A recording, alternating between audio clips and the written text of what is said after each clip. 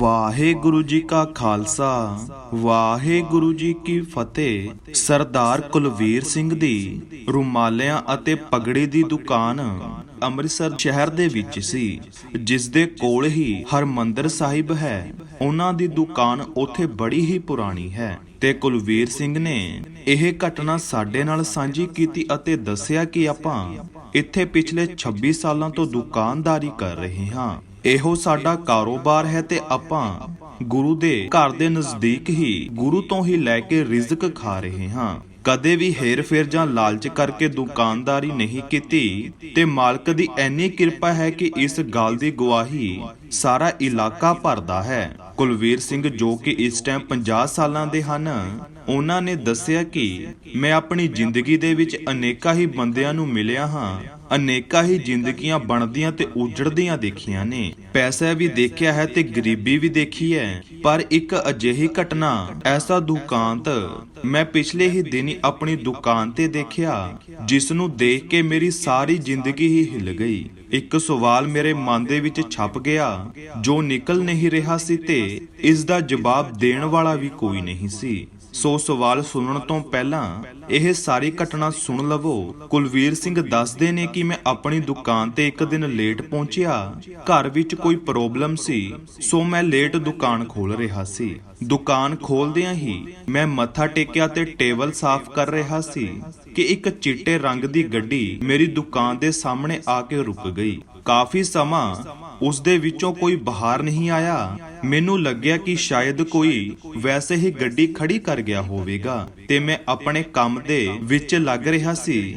ਮੇਰੀ ਦੁਕਾਨ ਦੇ ਉੱਤੇ ਕੰਮ ਕਰਨ ਵਾਲੇ ਕਾਮੇ ਵੀ ਆਉਣ ਲੱਗ ਪਏ ਤੇ ਕੁਝ ਸਮੇਂ ਬਾਅਦ ਉਸ ਚਿੱਟੀ ਗੱਡੀ ਦੇ ਵਿੱਚੋਂ ਇੱਕ ਉੱਚਾ ਲੰਬਾ ਸਰਦਾਰ ਵਿਅਕਤੀ ਨਿਕਲਿਆ, ਜੋ ਕਿ ਪਗੜੀ ਧਾਰੀ ਸੀ ਤੇ ਦਾੜੀ ਕਟਵਾਈ ਹੋਈ ਸੀ। ਦੇਖਣ ਦੇ ਵਿੱਚ ਇੰਜ ਲੱਗ ਰਿਹਾ ਸੀ ਕਿ ਉਹ ਕੋਈ ਵੱਡਾ ਅਫਸਰ ਹੋਵੇ। ਉਸ ਦੀ ਪਰਸਨੈਲਿਟੀ ਤੋਂ ਕੁਝ ਇਸ ਤਰ੍ਹਾਂ ਦਾ ਲੱਗ ਰਿਹਾ ਸੀ ਅਤੇ ਉਹ ਮੇਰੀ ਦੁਕਾਨ ਦੇ ਵੱਲ ਆਇਆ ਤੇ ਮੈਨੂੰ ਬੁਲਾ ਕੇ ਕਹਿਣ ਲੱਗਿਆ ਕਿ ਮੈਨੂੰ ਇੱਕ ਰੁਮਾਲਾ ਸਾਹਿਬ ਵਧੀਆ ਦੇ ਵਿੱਚ ਦਿਖਾਓ। ਮੈਂ ਉਸ ਨੂੰ ਰੁਮਾਲਾ ਸਾਹਿਬ ਦਿਖਾਇਆ ਤੇ ਉਸ ਨੂੰ ਪਸੰਦ ਵੀ ਆ ਗਿਆ। ਉਸ ਰੁਮਾਲੇ ਸਾਹਿਬ ਨੂੰ ਫਾਈਨਲ ਕਰਕੇ ਉਸਨੇ ਮੇਰੇ ਤੋਂ ਪੈਸੇ ਪੁੱਛੇ ਤੇ ਮੈਂ ਉਹਨਾਂ ਨੂੰ ਕਿਹਾ ਕਿ 700 ਰੁਪਇਆ। ਤਾਂ ਉਹ ਕਹਿਣ ਲੱਗੇ ਕਿ ਠੀਕ ਲਗਾਓ ਤੇ ਅਚਾਨਕ ਹੀ ਮੇਰੇ ਮੂੰਹ ਦੇ ਵਿੱਚੋਂ ਨਿਕਲ ਗਿਆ ਕਿ ਅੱਜ ਤੱਕ ਹੱਕ ਦਾ ਹੀ ਖਾਦਾ ਹੈ, ਨਜਾਇਜ਼ ਕਿਸੇ ਤੋਂ ਨਹੀਂ ਮੰਗੇ। ਮੇਰੇ ਮੂੰਹ ਦੇ ਵਿੱਚੋਂ ਇਹ ਗੱਲ ਨਿਕਲੀ ਹੀ ਸੀ ਕਿ ਉਸ ਦੇ ਹੱਥ ਦੇ ਵਿੱਚੋਂ ਫੜੇ ਹੋਏ 200 ਦੇ 3 ਨੋਟ ਟੇਬਲ ਦੇ ਉੱਤੇ ਡਿੱਗ ਗਏ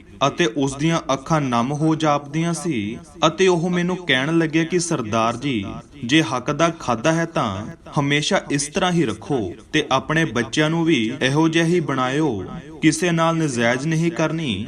ਜੇ ਕਿਸੇ ਨਾਲ ਨਜਾਇਜ਼ ਕਰਦੇ ਹੋ ਤਾਂ ਰੱਬ ਇੱਥੇ ਇਨਸਾਫ ਕਰ ਲੈਂਦਾ ਹੈ, ਜਿਸ ਦਾ ਸਬੂਤ ਇਹ ਹੈ ਕਿ ਮੇਰੇ ਪਾਪਾਂ ਦਾ ਫਲ ਉਸ ਮਹਿੰਗੀ ਅਤੇ ਸੋਹਣੀ ਦਿਖ ਰਹੀ ਗੱਡੀ ਦੇ ਵਿੱਚ ਬੈਠਿਆ ਹੋਇਆ ਹੈ। ਮੈਨੂੰ ਬੜੀ ਹੈਰਾਨੀ ਹੋਈ ਕਿ ਉਸਨੇ ਇੰਜ ਕਿਉਂ ਕਿਹਾ ਅਤੇ ਕੀ ਸੀ ਉਸ ਗੱਡੀ ਦੇ ਵਿੱਚ ਅਜਿਹਾ ਜਿਸ ਨੂੰ ਉਹ ਆਪਣੇ ਪਾਪਾਂ ਦਾ ਫਲ ਦੱਸ ਰਿਹਾ ਸੀ। ਮੇਰੇ ਅੰਦਰ ਜਾਣਨ ਦੀ ਬੜੀ ਤੜਫ ਲੱਗ ਗਈ ਤੇ ਮੈਂ ਕਿਹਾ ਕਿ ਜੇਕਰ ਤੁਹਾਡੇ ਕੋਲ ਸਮਾਂ ਹੈ ਤਾਂ ਮੇਰੇ ਕੋਲ ਬੈਠ ਸਕਦੇ ਹੋ। ਮੇਰੇ ਕਹਿਣ ਤੇ ਉਹ ਸਰਦਾਰ ਆਦਮੀ ਮੇਰੇ ਕੋਲ ਪਈ ਇੱਕ ਕੁਰਸੀ ਦੇ ਉੱਪਰ ਬੈਠ ਗਿਆ। ਮੈਂ ਉਸ ਨੂੰ ਪਾਣੀ ਦਿੱਤਾ ਤੇ ਕਿਹਾ ਕਿ ਸਰਦਾਰ ਜੀ, ਦਿਲ ਦੇ ਵਿੱਚ ਬੋਝ ਲੈ ਕੇ ਘੁੰਮ ਰਹੇ ਹੋ ਸਕਦਾ ਹੈ ਕਿ ਸ਼ਾਇਦ ਮੈਂ ਤੁਹਾਡੀ ਕੋਈ ਮਦਦ ਕਰ ਸਕਾਂ।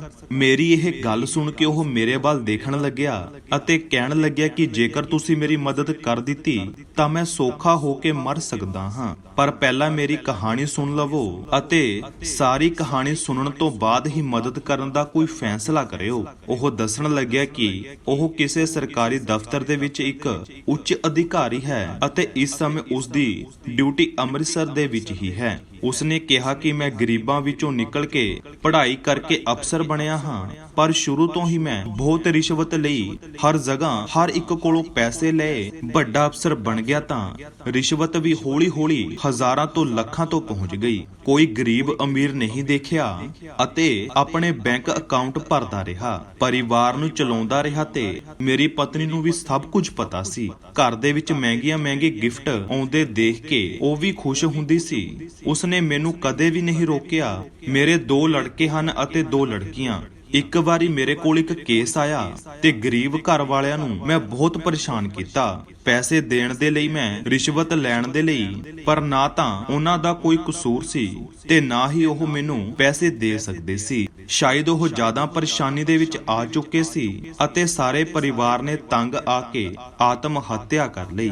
ਮੇਰੇ ਕੋਲੋਂ ਤੰਗ ਆ ਕੇ ਉਹ ਸਾਰਾ ਪਰਿਵਾਰ ਮਾਰਿਆ ਗਿਆ ਸੀ ਤੇ ਦੇਖਿਆ ਜਾਵੇ ਤਾਂ ਮੈਂ ਹੀ ਉਹਨਾਂ ਦਾ ਹਥਿਆਰਾ ਸੀ। ਮੈਨੂੰ ਕੋਈ ਦੁੱਖ ਜਾਂ ਪਛਤਾਵਾ ਨਹੀਂ ਹੋਇਆ। ਡਿਊਟੀ ਚੱਲਦੀ ਰਹੀ ਅਤੇ ਰਿਸ਼ਵਤ ਵੀ। ਬੱਚੇ ਵੱਡੇ ਹੋਏ ਪਰ ਮੈਂ ਪਰਿਵਾਰ ਦੇ ਉੱਤੇ ਧਿਆਨ ਨਾ ਦੇ ਸਕਿਆ। ਇੱਕ ਦਿਨ ਮੈਨੂੰ ਪਤਾ ਲੱਗਿਆ ਕਿ ਮੇਰੀ ਪਤਨੀ ਨੂੰ ਇੱਕ ਭਿਆਨਕ ਰੋਗ ਹੈ। ਬਿਮਾਰੀ ਹੋਈ, ਪੈਸਾ ਲੱਗਿਆ, ਪਰ ਮੈਂ ਉਸ ਨੂੰ ਬਚਾ ਨਾ ਸਕਿਆ ਤੇ ਆਖਿਰ ਉਹ ਵੀ ਮਰ ਗਈ। ਮੇਰੀ ਲੜਕੀਆਂ ਵਿਆਹਣ ਜੋਗੀਆਂ ਹੋਈਆਂ ਤੇ ਦੋਨੋਂ ਭੈਣਾਂ ਇੱਕੋ ਘਰ ਦੇ ਵਿੱਚ ਵਿਆਹ ਦਿੱਤੀਆਂ ਅਤੇ ਕਰੋੜਾਂ ਰੁਪਏ ਲੜਕੀ ਦੇ ਵਿਆਹਾਂ ਦੇ ਉੱਤੇ ਲਗਾ ਦਿੱਤਾ। ਪਰ ਕੁਝ ਸਾਲਾਂ ਬਾਅਦ ਉਹਨਾਂ ਦੇ ਘਰ 'ਚ ਕਲੇਸ਼ ਰਹਿਣ ਲੱਗ ਪਿਆ ਤੇ ਉਹਨਾਂ ਦੋਨਾਂ ਕੁੜੀਆਂ ਦਾ ਵੀ ਤਲਾਕ ਹੋ ਗਿਆ। ਪਤਾ ਲੱਗਿਆ ਕਿ ਮੇਰੀ ਲੜਕੀਆਂ ਨੂੰ ਨਸ਼ਾ ਕਰਨ ਦੀ ਆਦਤ ਹੈ, ਜੋ ਕਿ ਮੈਨੂੰ ਵੀ ਨਹੀਂ ਪਤਾ ਸੀ, ਅਤੇ ਉਹ ਵੀ ਤਲਾਕਸ਼ੁਦਾ ਹੋ ਕੇ ਘਰ ਦੇ ਵਿੱਚ ਹੀ ਬੈਠ ਗਈਆਂ। ਮੇਰੇ ਲੜਕੇ ਜੋ ਕਿ ਪਹਿਲਾਂ ਹੀ ਪੜਨੋਂ ਹਟ ਗਏ ਅਤੇ ਇੱਕ ਨੂੰ ਚਿੱਟੇ ਦੀ ਲੱਤ ਲੱਗ ਗਈ ਤੇ ਉਹ ਨਸ਼ਿਆਂ ਦਾ ਆਦੀ ਹੋ ਚੁੱਕਿਆ ਹੈ। ਮੈਂ ਉਸ ਨੂੰ ਬਹੁਤ ਰੋਕਿਆ ਪਰ ਉਸ ਨੂੰ ਹਟਾ ਨਾ ਸਕਿਆ ਤੇ ਉਹ ਅੱਜ ਮਰਨ ਕੰਢੇ ਪਿਆ ਹੋਇਆ ਹੈ। ਪਰ ਦੂਜਾ ਮੁੰਡਾ ਪੜਿਆ ਤੇ ਕਾਫੀ ਹੈ, ਲੰਡਨ ਗਿਆ ਸੀ, ਪਰ ਪਤਾ ਨਹੀਂ ਕੀ ਹੋਇਆ, ਉਸ ਨੂੰ ਦਿਲ ਦੀ ਕੋਈ ਪ੍ਰੋਬਲਮ ਆ ਗਈ ਤੇ ਹੁਣ ਉਹ ਪਾਗਲਾਂ ਦੀ ਤਰ੍ਹਾਂ ਹਰਕਤਾਂ ਕਰਦਾ ਰਹਿੰਦਾ ਹੈ, ਜੋ ਕਿ ਹੁਣ ਉਹ ਲੰਡਨ ਤੋਂ ਵਾਪਿਸ ਆ ਚੁੱਕਿਆ ਹੈ। ਪਰ ਹੈਰਾਨੀ ਦੀ ਗੱਲ ਤਾਂ ਇਹ ਹੈ ਕਿ ਮੈਂ ਬਿਲਕੁਲ ਠੀਕ ਹਾਂ, ਮੈਨੂੰ ਕੁਝ ਵੀ ਨਹੀਂ ਹੋਇਆ। ਹੌਲੀ ਹੌਲੀ ਮੈਂ ਸਭ ਕੁਝ ਸਮਝ ਗਿਆ ਕਿ ਪਰਮਾਤਮਾ ਸਭ ਕੁਝ ਮੇਰੇ ਪਾਪਾਂ ਦਾ ਮੇਰੇ ਸਾਹਮਣੇ ਰੱਖ ਰਿਹਾ ਹੈ। ਇਸੇ ਲਈ ਮੈਨੂੰ ਕੁਝ ਵੀ ਨਹੀਂ ਹੋਇਆ, ਕਿਉਂਕਿ ਪਰਮਾਤਮਾ ਮੈਨੂੰ ਇਹ ਅਹਿਸਾਸ ਕਰਵਾ ਰਿਹਾ ਹੈ ਕਿ ਨਾ ਤਾਂ ਮੈਂ ਜਿਉਂਦਿਆਂ ਦੇ ਵਿੱਚ ਹਾਂ ਤੇ ਨਾ ਹੀ ਮਰਿਆਂ ਦੇ ਵਿੱਚ। ਫਿਰ ਉਹ ਅਫਸਰ ਗੱਡੀ ਦੇ ਵੱਲ ਇਸ਼ਾਰਾ ਕਰਕੇ ਕਹਿਣ ਲੱਗਿਆ ਕਿ ਉਹ ਗੱਡੀ ਮੈਗੀ ਤੇ ਵਧੀਆ ਦਿਖ ਰਹੀ ਹੈ, ਜਿਸ ਦੀ ਕੀਮਤ 40 ਤੋਂ 50 ਲੱਖ ਹੈ। ਉਸ ਸੋਹਣੀ ਗੱਡੀ ਦੇ ਵਿੱਚ ਮੇਰੇ ਪਾਪ, ਮੇਰਾ ਨਸ਼ੇੜੀ ਪੁੱਤ ਤੇ ਨਾਲ ਹੀ ਮੇਰਾ ਪਾਗਲ ਪੁੱਤ ਅਤੇ ਉਹਨਾਂ ਦੇ ਨਾਲ ਹੀ ਮੇਰੀਆਂ ਤਲਾਕਸ਼ੁਦਾ ਲੜਕੀਆਂ ਵੀ ਬੈਠੀਆਂ ਨੇ, ਜਿਨ੍ਹਾਂ ਨੂੰ ਲੈ ਕੇ ਮੈਂ ਗੁਰਦੁਆਰੇ ਸਾਹਿਬ ਰੋਜ਼ ਆਉਂਦਾ ਹਾਂ ਕਿ ਸ਼ਾਇਦ ਮੇਰੇ ਗੁਨਾਹ ਬਖਸ਼ੇ ਜਾਣ, ਕਿ ਮੈਂ ਆਪਣੇ ਕੀਤੇ ਹੋਏ ਤੇ ਪਛਤਾਵਾ ਕਰ ਸਕਾਂ। ਕੁਲਵੀਰ ਸਿੰਘ ਨੇ ਕਿਹਾ ਕਿ ਉਸ ਅਫਸਰ ਦੀ ਗੱਲ ਸੁਣ ਕੇ ਮੈਂ ਸੋਚਾਂ ਦੇ ਵਿੱਚ ਡੁੱਬ ਚੁੱਕਿਆ ਸੀ ਤੇ ਸਭ ਕੁਝ ਮੇਰੀ ਸਮਝ ਤੋਂ ਵੀ ਬਾਹਰ ਸੀ। ਮੈਂ ਨਰਕਾਂ ਤੇ ਸਵਰਗਾਂ ਦੇ ਦਰਸ਼ਨ ਕਰ ਹੀ ਚੁੱਕਿਆ ਸੀ। ਉਹ ਅਫਸਰ ਮੈਨੂੰ ਕਹਿਣ ਲੱਗਿਆ ਕਿ ਹੁਣ ਮੇਰੀ ਮਦਦ ਕਰੋਗੇ, ਮੇਰੇ ਬੱਚੇ ਕਿਵੇਂ ਠੀਕ ਹੋਣਗੇ, ਮੇਰੇ ਪਾਪ ਕਿਵੇਂ ਖਤਮ ਹੋਣਗੇ ਤੇ ਮੈਨੂੰ ਮਾਫੀ ਕਿਵੇਂ ਮਿਲੇਗੀ। ਇਹ ਸਭ ਨੂੰ ਖਤਮ ਕਰਨ ਲਈ ਮੈਨੂੰ ਕੀ ਕਰਨਾ ਪਵੇਗਾ। ਹੁਣ ਮੇਰੇ ਕੋਲ ਉਸ ਦੀਆਂ ਗੱਲਾਂ ਦਾ ਕੋਈ ਵੀ ਜਵਾਬ ਨਹੀਂ ਸੀ ਤੇ ਮੈਂ ਆਪਣੇ ਕੀਤੇ ਹੋਏ ਵਾਅਦੇ ਦਾ ਵੀ ਕੀ ਕਰਦਾ। ਮੇਰੀ ਖਾਮੋਸ਼ੀ ਦੇਖ ਕੇ ਉਹ ਉੱਠ ਕੇ ਚਲਾ ਗਿਆ ਤੇ ਕਹਿਣ ਲੱਗਿਆ ਕਿ ਮੈਂ ਵਾਪਿਸ ਆਵਾਂਗਾ ਤੇ ਉਹ ਆਪਣੀ ਗੱਡੀ ਲੈ ਕੇ ਚਲਾ ਗਿਆ। ਸੱਚਮੁੱਚ ਹੀ ਉਸ ਦੀ ਗੱਡੀ ਦੇ ਵਿੱਚ ਉਸ ਦੇ 4 ਬੱਚੇ ਸੀ, ਜੋ ਕਿ ਮਾੜੇ ਹਾਲਾਤਾਂ ਦੇ ਵਿੱਚ ਸੀ। ਉਹਨਾਂ ਨੂੰ ਗੁਰਦੁਆਰਾ ਸਾਹਿਬ ਦੇ ਵਿੱਚ ਲੈ ਗਿਆ।